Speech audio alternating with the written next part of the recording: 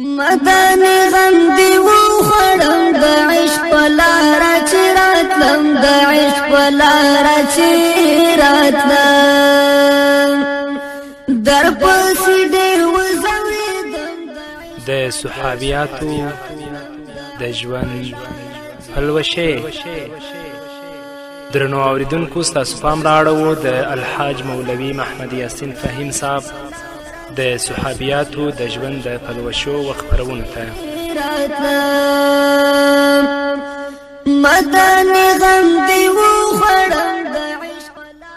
بسم الله الرحمن الرحيم. الحمد لله رب العالمين حمد الشاكرين، الصلاة والسلام على سيد الأنبياء والمرسلين سيدنا ونبينا وشفيعنا ومولانا محمد وعلى آله وأصحابه الطيبين الطاهرين. قدرمن اوریدونکو د ژوند د لارې د خپرونې مینوالو، السلام علیکم ورحمت الله وبرکاته. ستاسو روغتیا او خوشحالي د پاک رب نه غواړم په دې هیله چې د صحت او عافیت جامې پر تن ولرئ او خوشحالي مو په برخه وي. دا دی زه محمد یاسین فهیم د ژوند د لارې د خپرونې په وړاندې کولو کې ستاسو په خدمت کې یم. زموږ د نن ورځې د خپرونې موضوع بیا هم د صحابیاتو د ژوند پلوشې. قدرمنو اوریدونکو، په نننۍ خپرونه کې به انشاءالله تاسو ته د حضرت عزې بنت ابي سفیان رضی الله تعالی عنها په هکله معلومات درکړو. نوم یې عزه، د پلار نوم ابو سفیان بن حرب، خور یې ام حبیبه رمله بنت ابي سفیان د الهي پیغمبر صلی الله علیه وسلم ښځه. نو عزه د محمد رسول الله صلی الله علیه وسلم خینه ده. ام حبیبه رضی الله تعالی عنها د خپل دین اسلام سره د خپل خاوند عبیدالله بن جحش په ملګرتیا حبشې ته هجرت وکړ او دا د الهي پیغمبر صلی الله علیه وسلم په اجازه چې د حبشې په هیواد کې ظلم کول او له هیواده بیرون ویستل او د هیواده شړل نشته، نو ځکه محمد رسول الله صلی الله علیه وسلم ام حبیبې او د هغې خاوند ته ویلي و چې تاسو حبشې ته هجرت وکړئ. د ورځو په تیریدو سره د یوې ورځې په سبا کې د ام حبیبې خاوند عبیدالله بن جحش له خوبه ویښ شو او خپلې ښځې ام حبیبې ته راغی څو هغه خبره کړي چې هغه ته د اسلام په نسبت نصرانیت ښه ښکاره شوی، نو هغه اسلام پریښی دی او نصرانیت یې قبول کړی او بیا یې شراب څکل پیل کړل او پر څکلو یې مداومت کوه تر هغه چې مړ شه او له فاني دنیا څخه یې سترګې پټې شوې، د دنیا نه مرتد او بې ایمانه لاړه.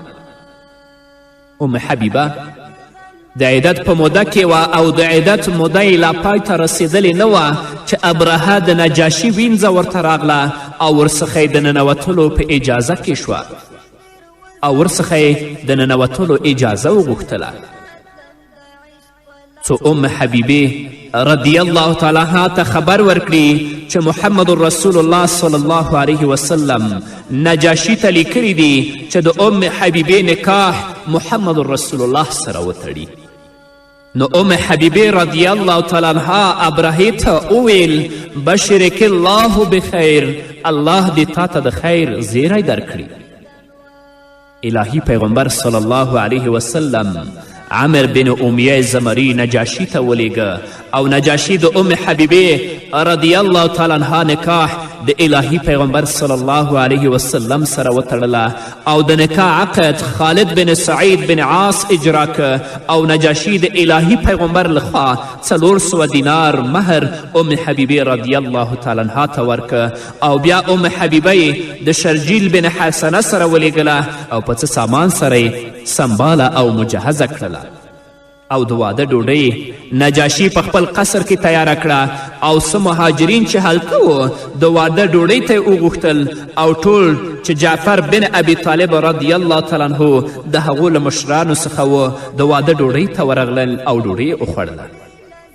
څه وخت چې ابو سفیان ته خبر ورکړی شو چې زوم عبیدالله بن جحش اسلام پریښی او نصرانیت یې قبول کړی دی نو د لور په راتګ خوشحاله شو ځکه هغه د خپل پلار د بېخبري په وخت حبشې ته تللې وه او بیا ابو سفیان ته چې مشرک او د الهي پیغمبر په مقابل کې جنګېدونکی وویل شو چې ان محمدا قد نکح ابنتک بېشکه محمد ستا لور په نکاح کړې ده یو خوا د لور په راتګ باندې خوشحاله و ځکه چې لور یې بغیر د ده د اجازې نه هجرت کړی و حبشې ته تلې وه خو بل خوا چې ابو سفیان ته چې د محمد رسول الله صلی الله علیه وسلم دښمن دی دا خبر ورکول کیږي چې ستا لور خو د محمد رسول الله سره نکاح کړي نو ابو سفیان هوښیار دی څه وایي فذاک الفحل لا یقدع انفه دا هغه ښه پوه او غوره سړی دی چې هیڅکله ورڅخه مخ نه ګرځول کیږي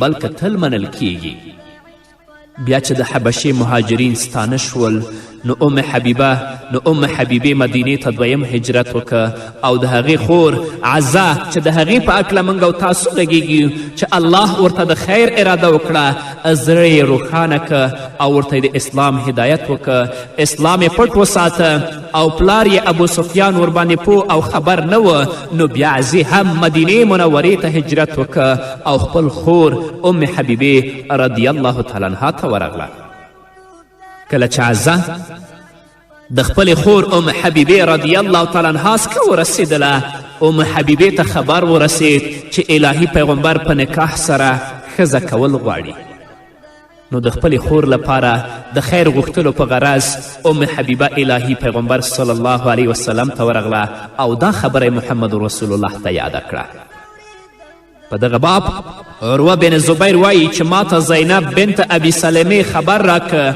چې ام حبیبې بنت ابي سفیان الهي پیغمبر ته ویلي یا رسول الله ته زما خور عزه بنت ابي سفیان ذاته په نکاح کړه نو الهي پیغمبر ورته وویل او تحبین ذلک آیا ته دا خوښوې نو هغې ویلې هو خوښومه یې زه د دې کار پرېښودونکې نه یمه زما ډېر خوښ هغه څوک دی چې زما د خور په باب ما سره شریک شي نو الهي پیغمبر ورته ویلې ان ذلک لا یحل لی بېشکه دا ماته نه روا کیږي ځکه الله ویلی دی چې وان تجمعو بین الاختین دوه خویندې تاسو په نکاح نشئ اخیستلی ام حبیبې وویل چې کله پیغمبر علیه الصلاة والسلام دا خبره وکړه موږ په خپلو منځو کې وایو چې ته غواړې د ابو سلمه لور په نکاح کړې دا خبره ما پیغمبر علیه السلام ته وکړه نو الهي پیغمبر ویلې بنت ام سلمه د ام سلمه لور ام حبیبې ویلې هو نو الهي پیغمبر صلی الله علیه وسلم ویلې لو انها لم تکن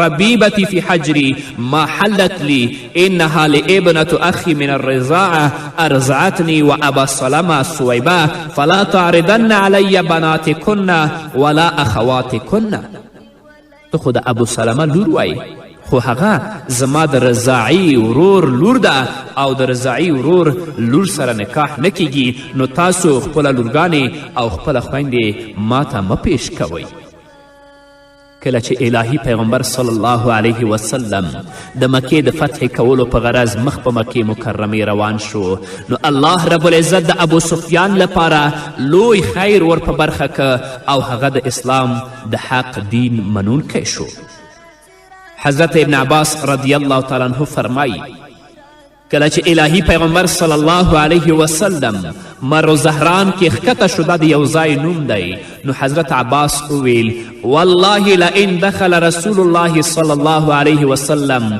مکة عنوة قبل ان یأتوه فیستأمنوه انه لهلاک قریش پر الله سوګند که الهي پیغمبر مکې ته په زور ننوځي او هغوی تر مخه هغه ته رانشي او ورڅخه امان ونه غواړي نو دا به قریشو ته خامخا هلاکت وي نو حضرت عباس وایي نو زه د الهي پیغمبر په کچرې باندې سپور شوم او ما ویل څه به کوي چې زه د حاجت خاوند ومومم او هغه د مکې خلکو ته لاړ شي او هغوی د الهي پیغمبر له ځای څخه خبر کړي او هغوی الهي پیغمبر ته راشي او ورڅخه د امن او امان غوښتنه وکړي او زه هغه ته ور روان یم نو په دغه وخت ما د ابو سفیان او د بدیل بن ورقا خبرې واورېدلې نو بیا ما ویلې ای ابو حنظله نو هغه زما غږ وپېژنده نو وی ویل ابو الفضل ما ورته ویلې هو زه ابوالفضل عباس یم. ابو سفیان ویلې څه دي تا لره؟ نو ما وی دا رسول الله او خلق دي. ابو سفیان ویلې اوس هیله او چاره څه ده؟ عباس وایي ما ورته ویلې زه دا وینم که د الهي پیغمبر لاس پر تا باندې بر شي د هغه په لاس کې پرېوځې نو ته به خامخا له هلاک کیدونکو څخه یې او دا د هغه کچره ده. نو راځه زما تر شا سپور شه څو هغه ته ورشو او له هغه څخه تا ته امان وغواړو. دا د عزیز پلار ابو سفیان دی. حضرت عباس رضی الله عنه وایي د محمد رسول الله تره چې ابو سفیان زما تر شا سپور شو او د ده ملګری بودیل بن ورقا ستون شو. حضرت عباس وایي چې زه او ابو سفیان د محمد رسول الله صلی الله علیه وسلم په لور روان شو او خلکو موږ ته لاره پرېښودله. خو کله چې په موږ دواړو باندې د امیر المؤمنین عمر بن خطاب سترګې ولګېدلې نو عمر څه وایي؟ عدو الله ابو سفیان الحمد لله الذي امکن منک دون عقد ولا عهد. دا د الله دښمن ابو سفیان دی. الحمدلله چې پر تا باندې مو قدرت وموند بې له دې چې تا سره عقد او عهد شوی وي. تا سره کوم عقد او عهد نه دی شوی. نو امیر المؤمنین عمر رضی الله تعالی عنه وغوښت چې ابو سفیان ونیسي لیکن کچره ورڅخه مخکې شوه نو عمر هغه پسې په جلتي روان شو څو د الهي پیغمبر څخه اجازه وغواړي او ابو سفیان ووژني سر قلم کړي.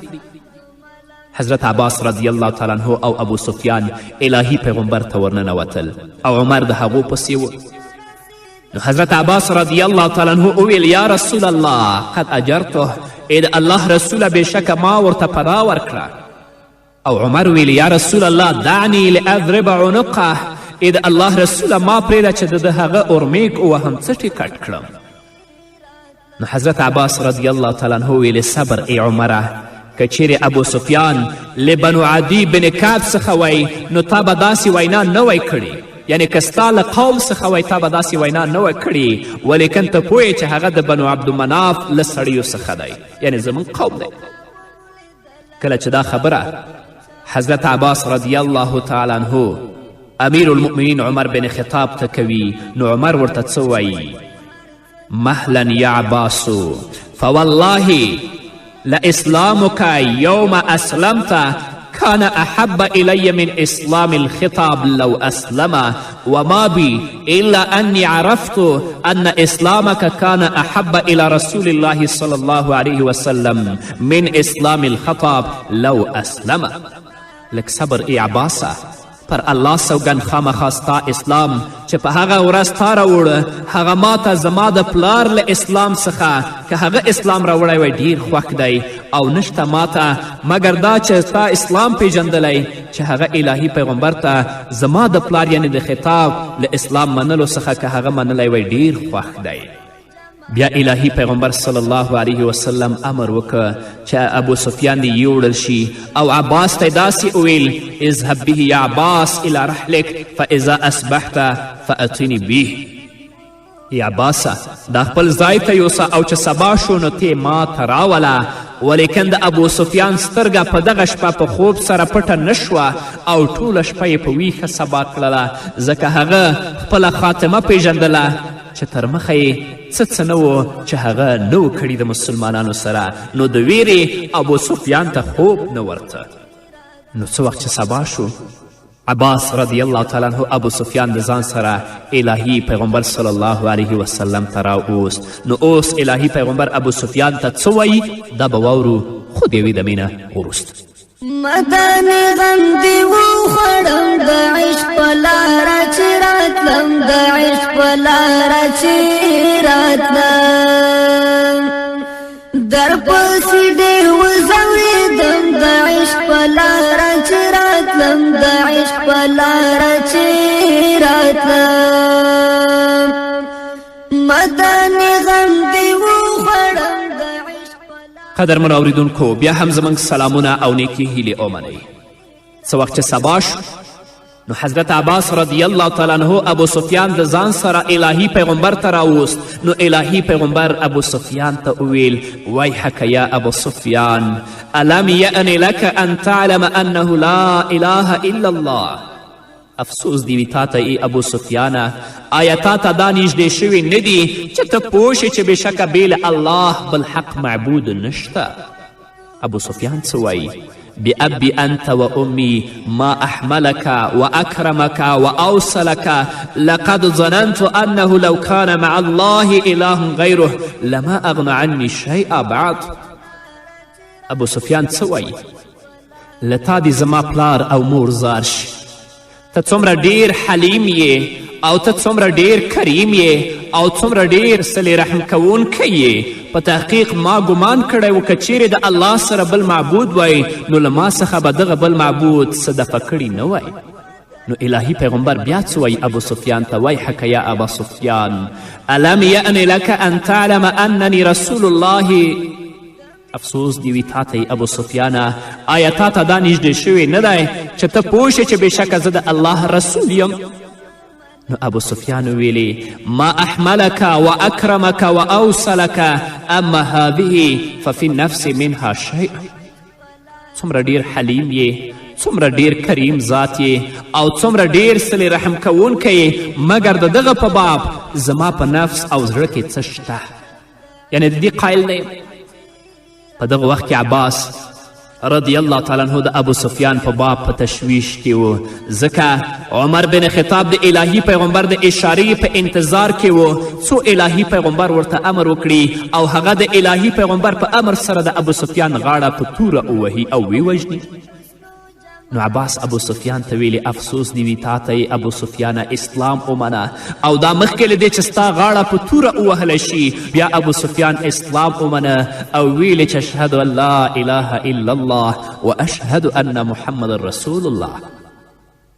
بیا عباس ویلي ای د الله رسوله بېشکه ابو سفیان یو داسې سړی دی چې د فخر خوښوونکی دی. نو یو څه ورته ورکړه. الهي پیغمبر ویلي نعم من دخل دار ابي سفیان فهو آمن ومن اغلق علیه داره فهو آمن ومن دخل المسجد فهو آمن. هو څوک چې د ابو سفیان سرای ته ننوځي نو هغه په امن کې دی او څوک چې د خپل کور دروازه پر خپل ځان باندې بنده کړي نو هغه په امن کې دی او څوک چې مسجد ته ننوځي هغه په امن کې دی. نو خلک د همدغه اعلان په اساس خپلو کورونو او مسجد ته ولاړل او ځینې د ابو سفیان سرای ته ورغلل او خپل ځانونه یې خوندي وګرځول. ابو سفیان مخکې له دې چې د الله لښکرې مکې ته واوړي خپل قوم ته لاړ او خپل قوم ته داسې ویلي یا قوم الله انی قد اسلمت فاسلم ان محمدا آتیکم بما لا قبل لکم به. ابو سفیان ویریدلی هر څه په سترګو لیدلی دي. نو وایي ای قومه با خبره اوسئ چې بېشکه ما اسلام ومنه، بېشکه محمد تاسې ته راتلونکی دی په هغه څه سره چې تاسې د هغه توان نه لرئ. ځکه کومه لښکرې چې محمد رسول الله صلی الله علیه وسلم سره وې هغه ابا سفیان په خپلو سترګو باندې لیدلې وې. نو ځکه خپل قوم ته وایي چې الله انی قد اسلمت فاسلموا ان محمدا آتیکم بما لا قبل لکم به. کله چې ابا سفیان دا خبره کوي نو د ابا سفیان ښځه هنده بنت عتبه چې د سید الشهدا حضرت حمزه رضی الله تعالی عنه غوږونه او پوزې پرې کړي په خپل غاړه کې د امیل په شان اچولي ول. چې کله دا خبره دا اوري نو پر ځمکه باندې بېهوشه پرېوځي. چې کله په هوش راځي ورځي ابو سفیان ته وایي بئس طلیعة القوم انت یا اهل مکه اقتلوا هذا الهائج قبح من طلیعة قوم. بد دی د قوم لومړی چې ته ای ابو سفیانه ای د مکې خلکو دغه سرکش ووژنئ. بد دی وي د قوم لومړی. ځکه کله چې ابو سفیان د اسلام اعلان کوي نو دا خبره د هغې په ښځې باندې ډیر سخت تاثیر او ډیر سخت ګزار کوي. نو ځکه دا وایي چې بد دی د قوم لومړی چې ته یې ای د مکې خلکو دغه سرکش ووژنئ چې د خپله دین یې پریښی دی. ابو سفیان چې کله د خپلې ښځې خبرې اوري ابو سفیان څه وایي؟ ابو سفیان داسې وایي ویلکم لا تغرنکم هذه بما تقول. تاسې ته د افسوس وي دغه په هغه څه چې وایي تیر نه باسي. یعنې کومه خبره چې هنده بنت عتبه کوي په دې باندې تاسو دوکه نشئ. ځکه پر تاسې باندې هغه راښکته کیږي چې تاسې د هغه توان نه لرئ. هغه د محمد رسول الله لښکرې لیدلې وې. لوی فاتح، سرور کائنات، سردار هر دو جهان محمد رسول الله صلی الله علیه وسلم مکې ته ننوت.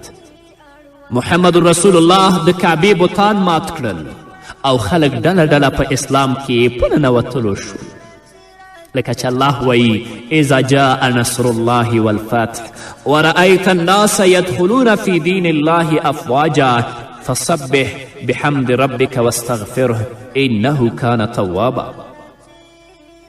کله چې محمد رسول الله هغه 360 بتان چې په کعبه کې ول مشرکینو د هغو عبادت کول، هغه بتان محمد رسول الله مات کړل. خلک ډله ډله په اسلام کې داخل شول.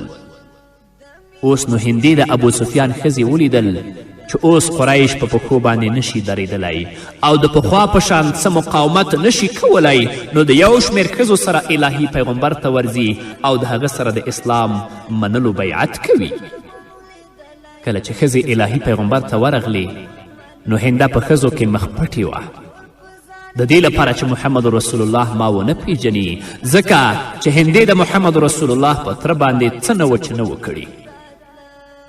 نو بیا خپل مخ لوڅ که او ویل انا هند بنت عتبه وقد جئت ابایعک علی الاسلام. رسول الله ته وایي زه هنده د عتبه لور یم، راغلی یم چې تا سره پر اسلام باندې بیعت وکړم. نو الهي پیغمبر صلی الله علیه وسلم ورته ویلې مرحبا بکې، ښه راغلې. بیا د ابو سفیان کورنۍ ټولو اسلام ومنه او ټول د عزې او ام حبیبې سره راجمع شول. هغه عزه چې د هغې په هکله موږ او تاسو غږیږو، هغه ام حبیبه چې د محمد رسول الله صلی الله علیه وسلم ښځه ده، او دا تر هغه چې د خوندونو ماتونکي او د ټولنو تیټونکي یعنی مرګ ورته راغی او ټول مړه شول. فرحمهم الله ورضي عنهم وارضاهم. تاسو وګورئ د ام حبیبې رضی الله تعالی عنها ژوند ته، وګورئ د حضرت عزیز رضی الله تعالی عنها ژوند ته چې هغوی خپله مور پرېږدي، هغوی د خپله پلار پرېږدي، د اسلام دین مني، د اسلام د دین په منلو باندې د خپل پلار او د خپل مور په وړاندې باندې درېږي، خو د اسلام نه کله نه تیریږي. نو تاسو هم قدرمنو اوریدونکو په ځانګړې توګه زما خویندو او میندو راشئ د صحابیاتو د ژوند پلوشې او د دوی سیرتونه په خلاصو غږونو باندې واورئ او په خپل ژوند کې د هغو نه پوره ګټه پورته کړئ. هغوی د اسلام لپاره څومره تکلیفونه، څومره زیارونه او څومره کړاوونه ګاللي دي. نن چې موږ ته اسلام راغلی، په خپل کور کې په عزت او په ابرو سره ژوند کوو، بیا هم د الله د اوامرو او د الله د احکامو پابندې نه یو، الله به په آخرت کې ستاسو نه پوښتنه نه کوي. الله به تاسو په خپل حضور کې نه درئ چې ستا جامه څنګه جامه وه، ستا اخلاق څنګه اخلاق ول، ستا اعمال څنګه اعمال و، ستا کړنې څنګه کړنې وي. نه خویندو، د دنیا ژوند ډیر محدود دی، د دنیا ژوند ډیر لنډ دی. راشئ دا ژوند د الله د اوامرو، د الله د احکامو، د رسول الله د ارشاداتو په رڼا کې تیر کړئ، تر څو چې رب العزت ستاسو ابدي ژوند ښایسته وګرځوي او الله رب العزت تاسو جنت ته بوځي. په همدې هیله قدرمنو اوریدونکو، دا وه زموږ د نن ورځې خپرونه چې ستاسو درانه حضور ته وړاندې شوه. تر بلې خپرونې پورې چې زه بیا هم ستاسو درانه حضور ته راځم، تاسو ټول په پاک رب سپارم. پاتې ژوندم نیکمرغه، ښاد، بریالي او کامیاب اوسئ. زما غمخوار جانانا اوس مې بېل کړې له ځانه، دا به پرېوځي راته ګرانه. لهي بېلتون ته نه ورځم، د عشق په لاره چې راتلم، د عشق په لاره چې راتلم. مدانې غم دې وخوړم، د عشق په لاره چې راتلم، د عشق په لاره چې راتلم. در پسې ډېر وځورېدم، د عشق په لاره چې راتلم، د عشق په لاره چې راتلم. مدانې غم دې وخوړم، د عشق په لاره چې راتلم، د عشق په لاره چې راتلم. در پسې ډېر وځورېدم، د عشق په لاره چې راتلم، د عشق په لاره چې راتلم. مدانې غم دې وخوړم، د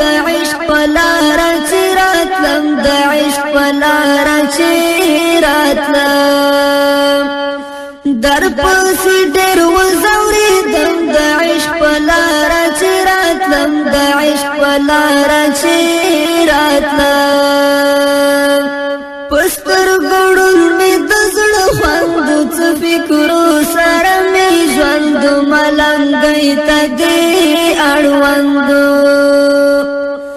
نو لیونتوب ته رسېدم د عشق په لاره چې راتلم د عشق په لاره چې راتلم مدني غم دې وخوړم د عشق په لاره چې راتلم د عشق په لاره چې راتلم در پسې ډېر وزورېدم د عشق په لاره چې راتلم د عشق په لاره چې راتلم د مینې بام ته وم ختلی د هر څه نه وم لیدلی عشق هر چا ومنلی د مینې بام ته وم ختلی د هر څه نه وم لیدلی عشق هر چا ومنلی نور په ځان هېڅ نه پوهېدم د عشق په لاره چې راتلم د عشق په لاره چې راتلم مدني غم دې وخوړم د عشق په لاره چې راتلم د عشق په لاره چې راتلم در پسې ډېر وزورېدم د عشق په لاره چې راتلم د عشق په لاره چې راتلم سترګې مې تږې وې وصال ته د نبي حسن و جمال تغریب نیولی وم دې حال ته سترګې مې تږې وې وصال ته د نبي حسن و جمال تغریب نیولی وم دې حال ته زه په خطرو کې اوسېدم د عشق په لاره چې راتلم د عشق په لاره چې راتلم مدني غم دې وخوړم د عشق په لاره چې راتلم د عشق په لاره چې راتلم در پسې ډېر وزورېدم د عشق په لاره چې راتلم د عشق په لاره چې راتلم یو بې وسۍ نه ګیله من وم بل نصیب ته ډېر غمجن وم لارې لارې